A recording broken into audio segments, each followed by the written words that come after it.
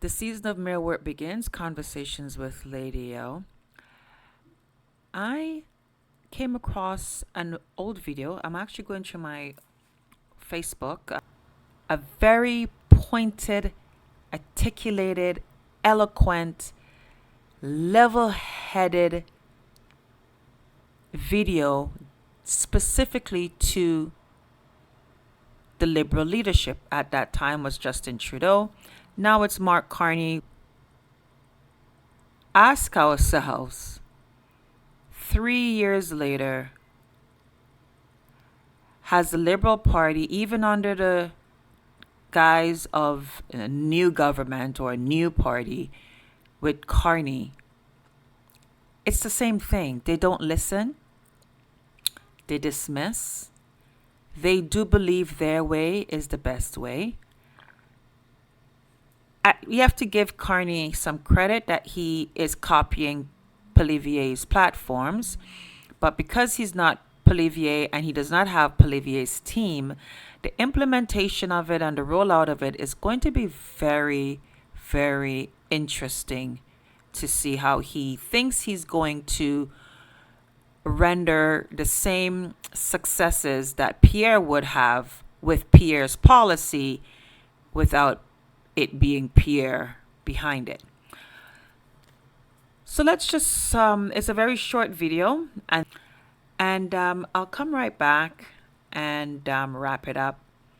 But without further ado, let's listen to the young lady. Dear Prime Minister Trudeau, I want to speak to you today about your current approach to and treatment of our fellow Canadians who are protesting your federal vaccine mandates.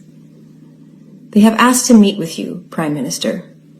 Medical experts, top scientists, doctors, nurses, parents, grandparents, intelligent, loving, concerned citizens. Why won't you sit with them? If you are so convinced of your own reasons for the mandates, sit down and walk the leaders of a group of 2.3 million protesters across the country who represent many millions more across the nation and explain it to them. And ask them to listen with open hearts and minds. And then reciprocate. Listen to what they have to say with a mind open to hearing things that might go against the ideas you are entrenched in. Maybe there are solutions that could bring Canadians together right now that you have not considered. You unify people by finding solutions together, not by vilifying those who say there is a better way. What we need right now from our leadership is unification, and that requires being willing to see, recognize, and hear from the people sitting out in the cold at your door. And if you think that there is no sense, no intelligence, and no humanity in those people, please listen to Needle Points by Norman Doidge, a vaccinated psychiatrist and psychoanalyst who has painstakingly and comprehensively laid out why these protesters are not unreasonable or unjustified in having great concern over the current state of vaccination affairs. Or better yet, go outside and meet those protesters for yourself. That is what a true leader would do. They would go out and meet their constituents, look them in the eye, and treat them with respect. I have heard first-hand accounts from people in Ottawa saying that they have had local Ottawa citizens come down to see for themselves the fury and destruction that is going on in their own city, only to find thousands of people singing, dancing, hugging, waiting patiently, speaking kindly, cleaning up the streets, and generally sharing the true Canadian spirit. They have been mystified because you and the corporate media have painted a very different picture. You as a group have gone from ignoring these protesters to dismissing them as a fringe minority, to smearing them as racist and misogynistic, to now attacking them as terrorists. When you became Prime Minister of Canada, you did not just become the Prime Minister of the people who agreed with you. You became Prime Minister of every Canadian. You don't get to pick and choose who you will care about. It is your civic duty to care about all Canadians, even those who you disagree with. Treating them with prejudice, suspicion, and illegal repression is not care. Protesting something that deeply, deeply concerns you in our society is not terrorism. It is the civic duty of every Canadian. It is our job as the people to hold our leadership accountable if they are infringing on our inalienable rights, if we suspect that they have become corrupted or compromised in any way, or simply if we think they're wrong in monumental decisions they are making on behalf of their people. But you are treating my brothers and sisters, your constituents, like terrorists without ever speaking to their leadership. There are no riots. This is not a violent protest. There is only a mass of deeply concerned citizens at your doorstep who you refuse to acknowledge for what they are. Your people. To everybody listening, everybody. People who disagree with the mandates and people who agree with them. If you think that the person on the other side of this divide is your enemy, please take time to get to know them. Listen with an open heart to what they're really saying. And remember that we're all humans who get scared and feel pain, and most of us are just trying our best to build the brightest future for the next generation and the happiest, most fulfilling, most peaceful and healthy today. Don't let the press brainwash you into division and hatred. The antidote to prejudice is knowledge. Because of the algorithmic way your Google searches are filled, it can be very hard to find good information on the other side. Ask someone you know. If you could share 5 things with me that would explain your point of view, what would they be? I want to listen to them. This is what I do, and it has kept me sane through all of this insanity. Listening is the only way out of the ideological mess the media has broiled us all into. May cooler, wiser, more loving heads prevail right now. The future of our society depends upon it. That was done in 2022. And it makes you wonder. Well, it made me wonder exactly how we allowed ourselves to forget that moment in time. Because a new face came on the scene. Justin Trudeau suspended government, yet still government was able to spend and make decisions without parliament, spend billions of money without parliament, make deals without parliament. So many things without parliament. And Mark Carney is, as much as they talk about not being like America, and they went on this campaign to make being like America this negative thing, he's been doing a lot of Canadian version of executive orders during all of this.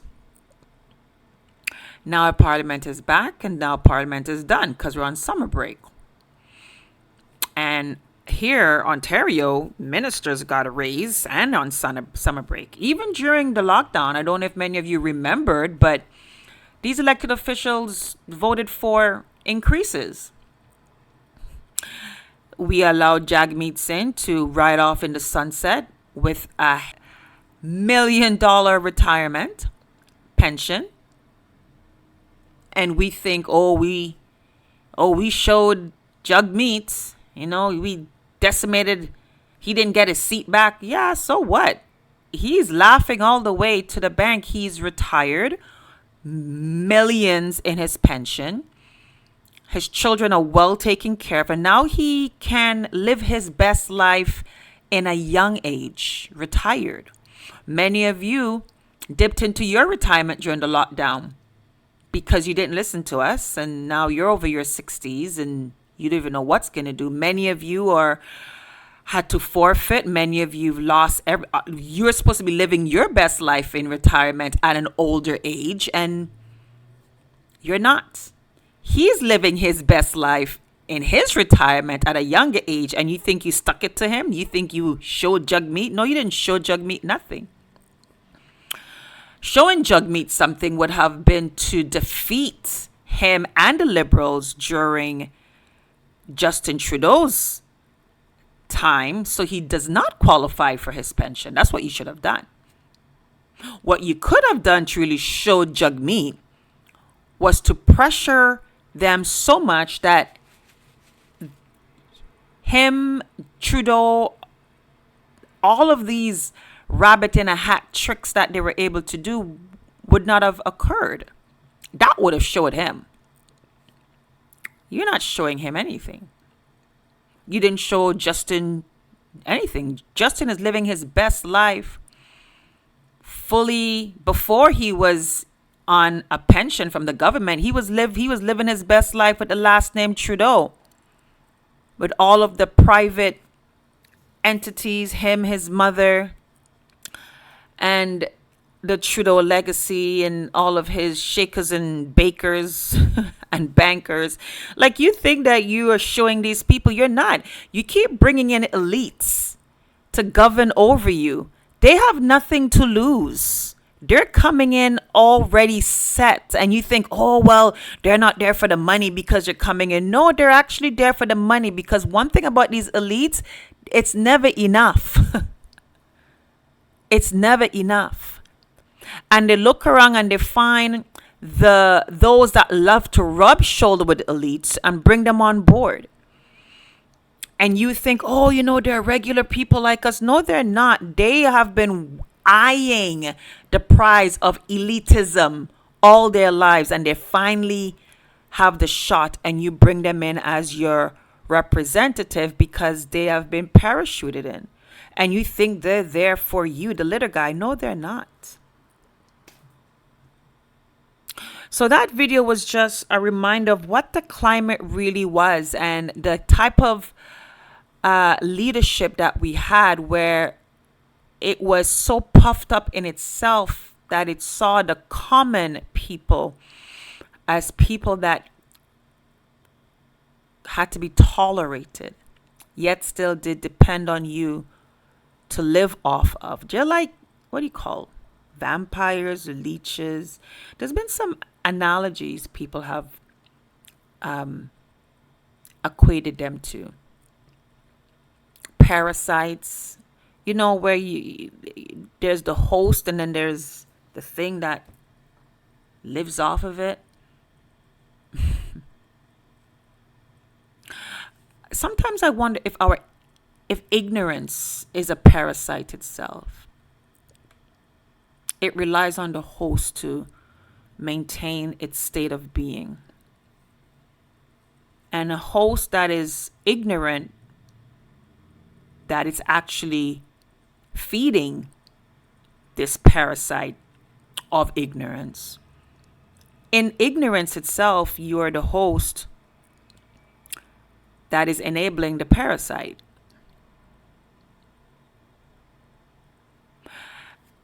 There's so many analogies to why the world is the way it is and where it continues to go. And you look back and you're wondering, how is it even possible? And yeah, we can blame media and the mainstream media and the news and entertainment and movies and ideologies and propaganda and the school system and all. But you know what?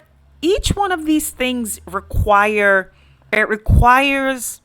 someone to be completely distant from the sense of right and wrong,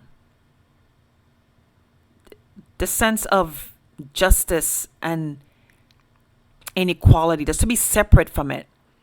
And that all started when we start to make these things subjective and not objective.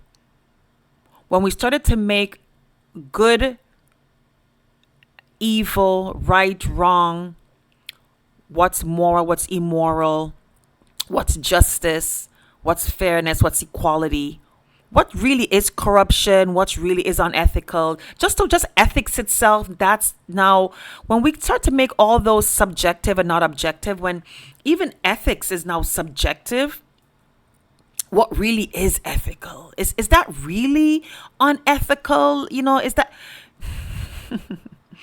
conscience? It's it just started the erasure of what it is to be human. I did my previous video of what it is to be Canadian, what it is to be a human being. When that started to be eroded, where it is no longer communal and it's all individual, then there was the separation between respect and honor, where respect and honor was also now being subjective, where it's okay to be dishonorable and disrespectful. They started to make that, when is that okay? When is that? Because now even the relationship between the child and the adults that raised the child, nurtured the child, sacrificed for the child, that was now seen as not a big deal. There's nothing to owe. There's no owing. That is what's supposed to happen. Really? Well, we have a lot of foster cares and a lot of stories that tell you that no, it doesn't always work out that way. So when you do, it is a blessing. Oh no, don't see it as a blessing. That's what's supposed to occur. And then even in that, we start to be subjective of what it is to be a present parent, because then we were told that there's something called a helicopter parent. So even now, being present started to be subjective. Then we start hearing about toxic parenting and now that started to be, it's just, when I sit in it and I start to analyze, I have to stop, because it's just mind blowing how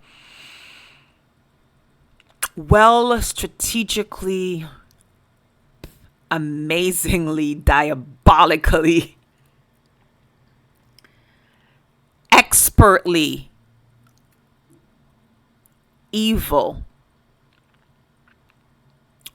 the erasure of conscience and of morality and of good ethics was done. It's just mind blowing the scaffolding that was done to accomplish that. And I keep reminding people that evil, darkness, everything, all the negative things you might want to call it, it's not instant. See, that it's very patient. that serpent, that it's very patient. It will observe you for a very long time. And then when it approaches you, it would even be very strategic in how it does it. But it creates an environment of this instant gratification for you. But it in itself is very, very methodical and patient. It plays a long game. It's not a short game type of energy. It's not a quick now. It is very methodical and it's very patient. It is a forecasting 5, 10, 20, 30, 50-year forecasting plan. And all the micro steps towards that macro vision. It is intentional and subtle. And we see that now. I see it. I've been seeing it for a long time. I say before 2020. I was downloading videos I was doing 2019, 2018, 2017. And I was keeping them like, wow. Talk about listening well. And these videos that I recorded, I'm like, you know what? I might just play some back. Just remind people that I didn't come into this space now in regards to my conversations, my mirror work conversations, asking for people to look within and really watch what's happening. And prior to me, there have been many who's been blowing the whistle per se, sounding the trumpet per se, speaking speeches, many before me, all seeing where this macro vision is going, and we're all seeing it, and we're all trying to wake everybody up. It's just I remember growing up and people always say I'm different. I never fit in my peers, my age group. I never fit in because the things that they were talking or worrying about or conversating or being messy about, I was never there. My mind was always just seeing things deeper, and I give credit to my father for that. My upbringing was different than most, trust me. Hence why, as I said, I never really fit into my peers because just they were not interesting in regards to what they were spending their time to talk about and the nonsense they were doing. And especially the females, I could never vibe with them because it was just like, this is what y'all are doing with your time. Okay, so yeah, I never fit in. I never did. And I'm grateful that I didn't, because I probably would not have been able to have seen ahead of time. So when 2020 came around, I didn't need to be awakened. I was already fully aware. I remember warning my WhatsApp group when the first videos started to be viral from China that we thought was, oh, this was happening, and leak videos. And I was like, guys, are you sure about that? And everybody, this is when it just started to pop off. And I was like, guys, calm down. Let's remember where this is coming from and who this is about. And let's remember, and, yeah, so I was always watching these people side eye. And so when Justin Trudeau did what he did and what he didn't do, which was what the logical thing should have been done if somebody was really caring, would have been to cancel all fights immediately. The longer he delayed, the longer I was like, something is up. And as time rolled on, you're just like, yep, I see exactly what's up. They want you to roll up your sleeves. Anyhow, we were all called names and we were vindicated because all of these companies now are, putting all the warnings and all their labels, but yet still nobody's saying we're sorry. Nobody is correcting the narrative against a population that was right, because then there would be liability, and nobody wants to be liable for the damages that were done. So let's just move on. Let's just say, let bygone be bygone. Let's get on with it, folks. No, you destroyed lives. You destroyed families. You destroyed businesses. You destroyed academic pursuits. You destroyed many lives have been destroyed, and many lives has been taken as a result of the destruction of their mental health, their wellness, their everything, their sense of living. Then they were deemed essential, then they were who was deemed non-essential, then you were, it just no there's a population within the population that is not going to let this go, because we see the evil behind it, and the fact that nobody wants to take accountability. We still see the evil that is still in it, because you're the same hypocrites that would want to give people justice, take them into the justice system. You'll have judges and want to decree and give people sentences and say they need to be accountable for their actions. You're the same society that talks about accountability in the school system and who want to tell people they're plagiarists and fire people for not being ethical. And here you are, in one sense, in all industries. I don't care what industry you are in. There is some governing body that has positioned itself as the checks and balances within your industry. And you're sending a message that there's something called ethics, there's something called accountability, there's something called consequences. No matter what industry it is, there's a governing body. Yet still, we had a massive breach of ethics, a massive breach of corruption, unethical leadership, abuse of power, massive, and no accountability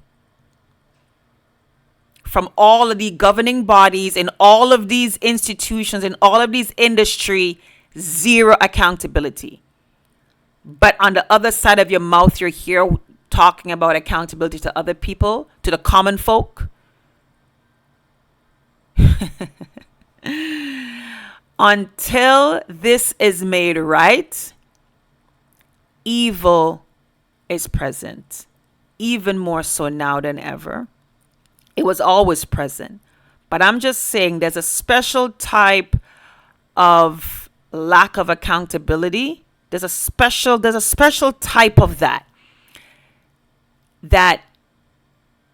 lives and breathes and will continue to, and it will multiply. If you think this thing is done, it is just hovering under the surface. It is building itself up because you did not, when you talk about uprooting weeds and going down into the soil and destroying that weed, like going down to the source, like you did not get to the source of this thing.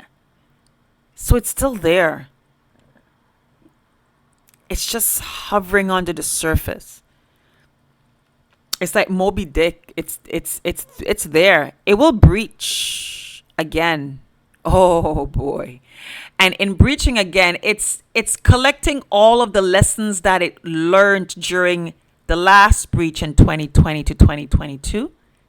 Those two, I would say even up to 2023.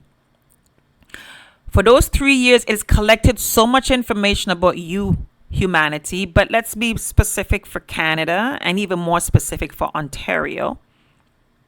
It's collected a wealth of information about you.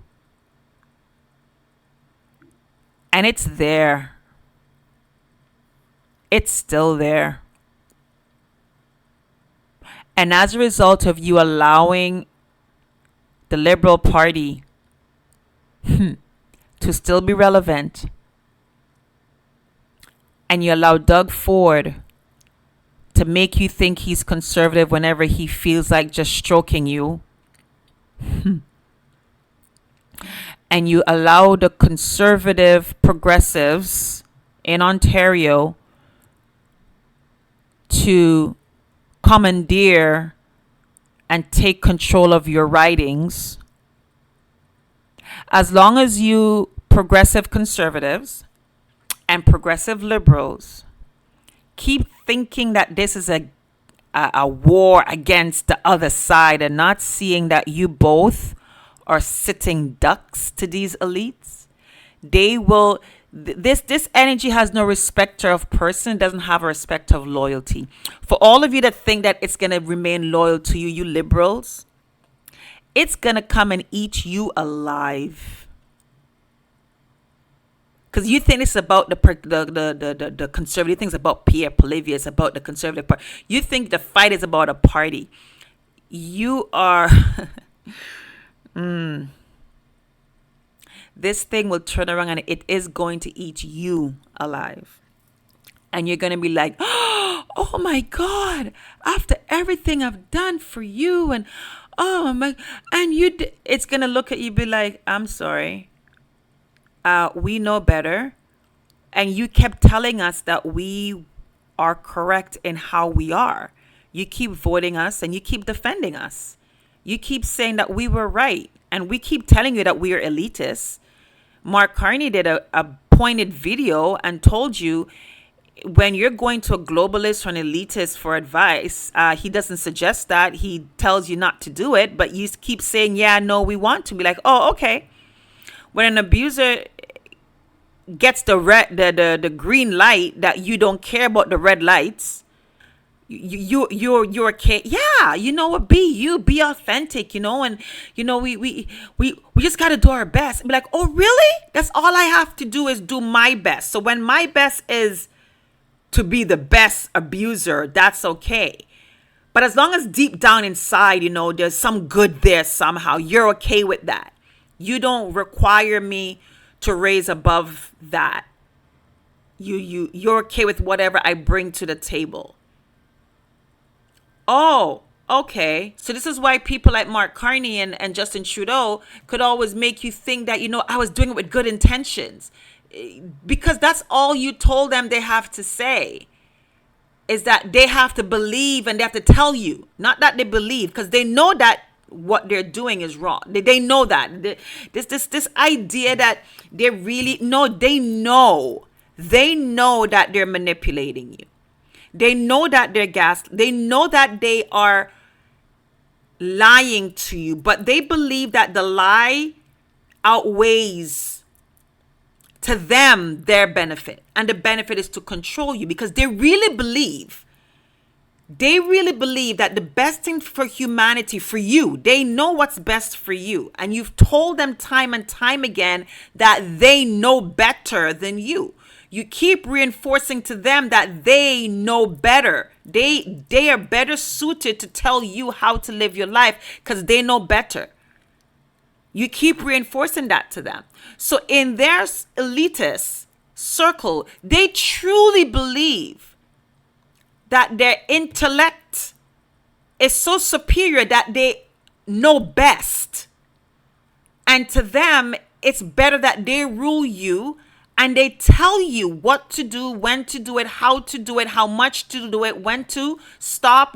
Like they really believe that they are the best gauge of rights and human rights and your access to do anything. They believe that if they're in control, this world will be a better place when they're in control, when man is in control, when science is in control. They really believe that. And then you would say, but you know what? They had the best interest in heart. No, they don't have the best interest in heart. They have their best interest in heart because they believe that they are the ones that should be rewarded with the best life. They're the ones, the cream of the creme, the cream of they believe that them and their children and the children's children have been predestined and set aside to be the ruling class. This is how it's supposed to be. This is the order of things. They really believe that. And they really believe that if you really know what's good for you, you would also agree with them. That the best quality of your life is to put them in charge because they know best. We do need the slave population because we're not going to be doing the ones doing the work. Like they have to be the one. We do need a labor pool, right? Yeah. And when we think that the labor pool is too much, then we can, depopulate them because again, it's in their best interest that we depopulate them because, what kind of quality of life they would have if there's so much of them. Us is okay because, but them, no, we only need a certain limited amount based on what our science tells us. You'll be surprised the conversations they have about you liberals who really think that Mark Carney and his wife and all of these MPs that they keep parachuting in and all these third-party globalist organizations and all, you really believe that they're out there really loving humanity and they really care about the climate and they really care about your children's children, yet still they do everything to destroy any kind of freedom or any kind of savings that you have. They tax you to debt so you don't save, and if you do save, you just say why bother, while they keep racking it up and you think they're not going to turn around and eat you whole. They already have. So you progressive liberals think that you're actually doing the world and yourself a favor. You're not. You're digging yourself a grave that you and your children's children would not be able to come out of, because you're going to look back and realize that all of this supporting that you've done, you've actually supported your own children's demise. And then for those of you who decided not to have children because you believe, the elitist narratives of, population, and also, you're so independent and, why bring children into your perfect life that is so individually fulfilling just for you? Why share it with somebody else? And like, no, I'm just good. I'm living my best life. Um, it's sad that in you living your best life, you really are at a point that you don't give 2 cents about the quality of life for other children. And it's very apparent that you don't care about other children because of the things you do allow to happen right here. We're not talking about way, third world like you like to call over there. I'm saying right here in Canada, you do not give 2 cents about the quality of life of the children right here. How do I know that? 2020, 2021. You did not give 2 cents when the Canadian experts, sick kids, pediatrics, everybody was sounding the alarm about the high spike in children, youth, young adults, mental health issues, where some of them were unaliving themselves. You did not give a rat's behind when you were hearing what was happening. And then again, I don't even know if you heard it, because mainstream media was very successful in not making you hear it. And when they do bring, I believe CP24 CDTV did mention the pediatrics experts raising concern about the children's mental health. They brought it, but then they downplayed it, where it's just like it wasn't a 24-hour cycle. It was sad what you guys allowed Canadian children to have suffered through, and they did not have to. So just wanted to play that video and give my feedback on it in just retrospect, and just watching and seeing what did occur, how we allowed it to and how you literally rewarded the Liberal Party for a job well done in changing Canada.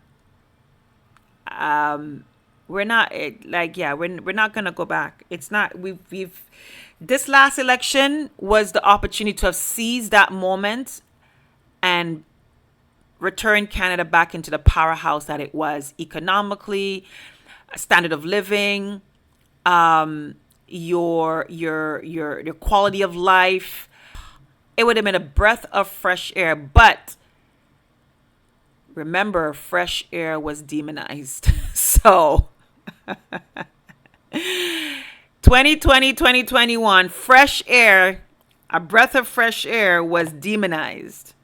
And you were told to stay inside. Don't go outside and get fresh air, because fresh air was asymptomatic. I have to laugh. The things, the buffoonery that happened. I was like, I don't know about y'all, but I was out every day. I remember people looking at me like, like they're gonna call a bylaw officer. I remember when I was walking, I was out because I know fresh air was not asymptomatic. I know going out and being in nature and having walks, I know the air outside was not, it was just the logic alone. It's just like, really? But the homeless on the streets, I don't see no bodies out. I didn't see any bodies on the ground outside just dropping. But fresh air was threatening. The level of critical thinking was just, wow. So that was a beautiful video, beautiful. And I'm happy that I saved that. It's a reminder of exactly the type of climate, politically and just as a society, Canadians allow their country to be. It was just mind-blowing. It still is when I watch that. It's just like, wow, we were actually there. Yeah, that's how we were. And every one of you allowed the Liberal Party to make you forget about that. So yeah. So that's it for me. My videos moving forward, in downloading all my videos, like, girl, I did my part from 2020 up until right now, to this day. Right now, we are July the 3rd, 2025 at 9:22 p.m. Eastern Time. And I started, I would say, I think it was March. When I go back, it was March, January, February 2020. Because remember, March break was, we were told that after March break, everything should be back to normal, right? And school, everything back to normal. So March break was like, okay, yeah. And warning you about abuse of power and critical thinking, and asking you to look in the mirror and just pause for a minute and see yourself and see how your biases and prejudices are being played upon. The elites know your biases and they know your prejudices that are just like how this energy is hovering. They fully knew that many of you, there were things that was hovering under your surface, and they knew it only took something to just ignite it. And boy, did they tap into that. And I ask you guys to do your mirror work, to pause, look yourself in the mirror and be honest about what is happening, what you're allowing, and why are you allowing them to show up this way, and how are you allowing them to manipulate you? What's going on inside that's jumping out right now? And I remember I told you the hypocrisy of the masking, and I know we talk about, the Muslim faith and the face covering, but for all of a sudden, face covering and covering your whole nose, your eyes, only allowing your eyes to be seen was all of a sudden now okay. Now it was common sense for you to do it for something that was 99% okay for you to survive through. But you made it okay for everybody, even imposing that people mask themselves, cover. I saw, man, the pictures we saw of the bubble, people were wrapping them. Oh my God. And I was like, and you were pointing fingers at the Muslim religion that covers themselves. And all of a sudden, it's now okay. And then now it becomes not okay, where you have places in the world that's now banning, the women covering, Germany or Switzerland or one of these people. I'm thinking, I'm sorry, 2-3 years ago, you were mandating everybody to just have their eyes exposed. What are you talking about? All of a sudden now it's a religious thing because now the elitists told you, oh, it's okay now. You need permission for them to tell you it's okay to show more than your eyes. But when they deem that you need to cover everything and just expose your eyes, then it's okay. What was the famous saying that a Doug Ford member told one of their residents? Oh yes, your human rights ends where my nose begins. I remember she was documenting it when they were going around knocking on doors, canvassing during the last, not this one, but the one prior, and she came to the woman's door, and it was the whole masking thing that people were, very ticked off that Doug Ford was pushing. And Doug Ford is the one that did the first emergency order in Ontario that now allowed Justin Trudeau and Chrystia Freeland to piggyback on. People keep forgetting Justin Trudeau emergency order could only have been successful. He needed Doug Ford to do his provincially, and Doug Ford did it provincially. And he gave that gift now to Justin Trudeau to make his announcement that he's adding on the federal emergency measures to help out Doug Ford in his provincial. Like, you guys forgot how Doug Ford tag teamed and helped destroy Ontario and Canada. You guys forgot that it's Doug Ford. Like, they need Ontario to destroy Canada. But anyhow, so yeah. So during that time, one of Doug Ford's people was going around, and one of the residents recorded the conversation. And the candidate said, your human rights ends where my nose begins. And now y'all are now back. Now you're back on the bandwagon again of demonizing the Muslim faith that covers their face, their nose down, and from their forehead up. All of a sudden now that's anti-Canadian. I'm sorry, what? What we telling you guys was anti-Canadian when Justin Trudeau was telling you to do it. And I'm like, I'm sorry, I'm not Muslim. I'm not covering my whole face and my whole body because Justin Trudeau told me I had to because he's mandating me to. For what? I'm sorry. When religion couldn't mandate me to cover my face, religion couldn't mandate me, but Justin Trudeau is going to. You people, I'm telling you, the hypocrisy. And all of a sudden now we're back to now attacking the Muslims. During the COVID time, y'all was loving the Muslims. All of you people who's running around Canada and Ontario afraid of your 99% chance of surviving, you were loving the Muslims that were already covered.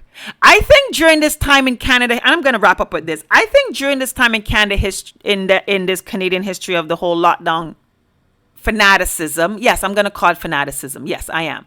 During the whole lockdown fanaticism, I believe that segment of the Muslim population was so happy, probably at ease for the first time in being Canada, where they were outside and nobody was looking at them crazy or looking at them different or looking at them as they're terrorists.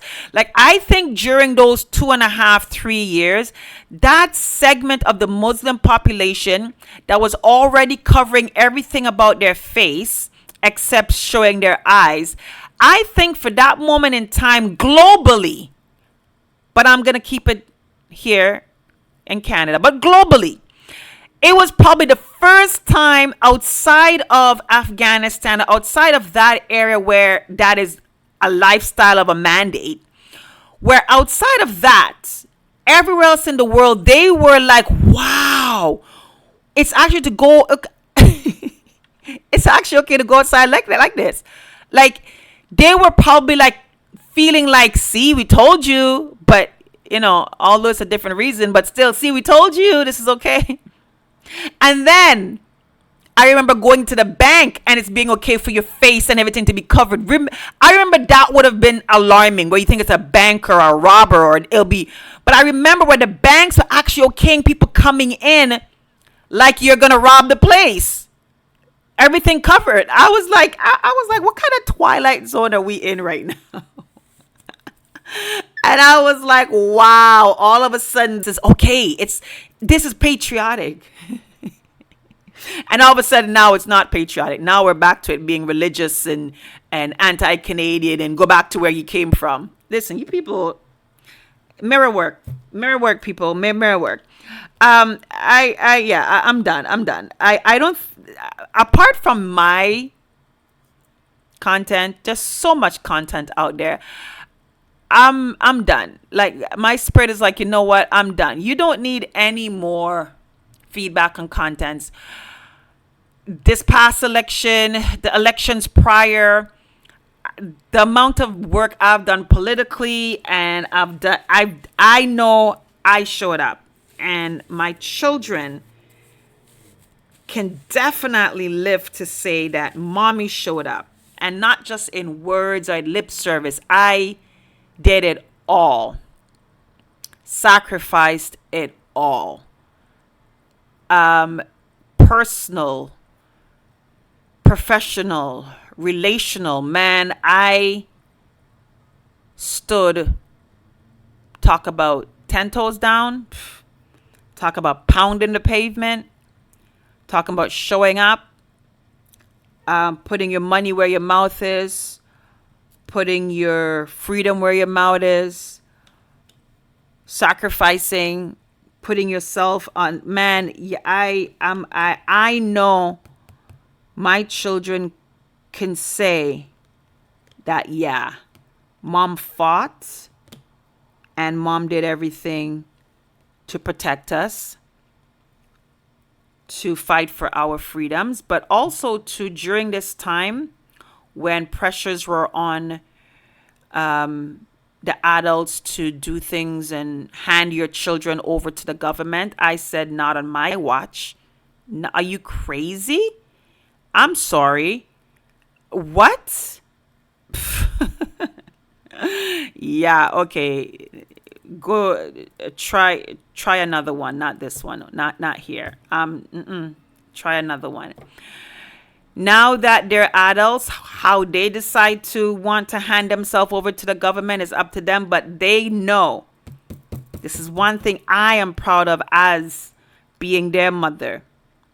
When history came to swallow them up, when history and the government and evil came to devour them, to snatch them, under my watch, under my care, they were protected. The world had to come through me to get to my children. Police, law enforcement, bylaws, school, TDSB, government. I don't care who the heck you were. You had to come through me to get through my children. And I'm not an easy one to come through. None of them could have been successful. None of them were successful. Are you crazy? Oh, homeschooling or virtual. Everybody was like, oh my God. I'm like, dude, I did that before it was a option. I was homeschooling before, homeschooled again 2010, 2011, I believe. And then like anytime, listen, when my children come to certain places and spaces in the schooling system and I realize, no, you know what? Let's get out. Homeschool. Send a letter I need to send to TDSB advising them. Boom, curriculum. Let's do it.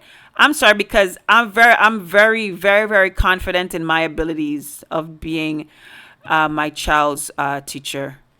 I guess because I was just raised again, as I said, a different way. It's not a burden or it's not a hassle. It's not over my head. Are you crazy? No. Like I could homeschool my children all the way up into high school. Very, very been there, done that. It's easy. It's not, you guys make them tell you it's hard to do. It isn't. And then when they come of age, when you're like, okay, yeah, you guys need to get back into, get back into integrating and gonna get, okay, yeah. But any signs that this is not working out, you're back home. It's just, so my children always knew when it comes to academics, I don't play with it. You're going to get it done. You're either getting it done at home or you can get it done with those people out there. But even with those people out there, when you come home, I'm going to ask you questions. I'm going to test you. I'm going to see where you are.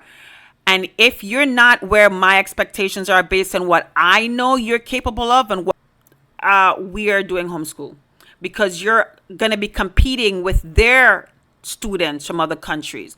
And when people thought I was being crazy, now look what happened now. Justin Trudeau and Doug Ford, they're telling you they need to immigrate people coming in because we don't have enough qualified people here, and apparently they're better qualified than your own Canadian educated. I was warning you guys, but nobody, like, who am I?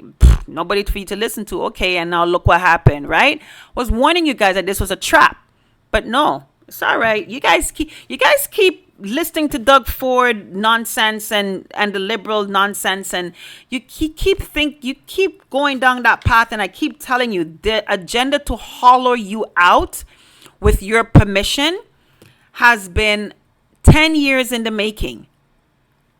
They told you that they're hollowing out the middle class to raise China and India, and you thought was just what's Lady O talking about? Okay, all right. This is why when my children were still in French immersion and they were doing Mandarin every Tuesdays, people thought I was highty flighty and who you think you are and you're doing too much with your children. But my children are going into classes where there's other children there who's also there to learn Mandarin every Tuesdays. And they're also in French immersion that is pack up with children who are learning French. So I don't understand why people think that when you do something in the best interest of your children, because they're not doing it, they say how you're doing too much. But your child is not the only one in the room. Yeah.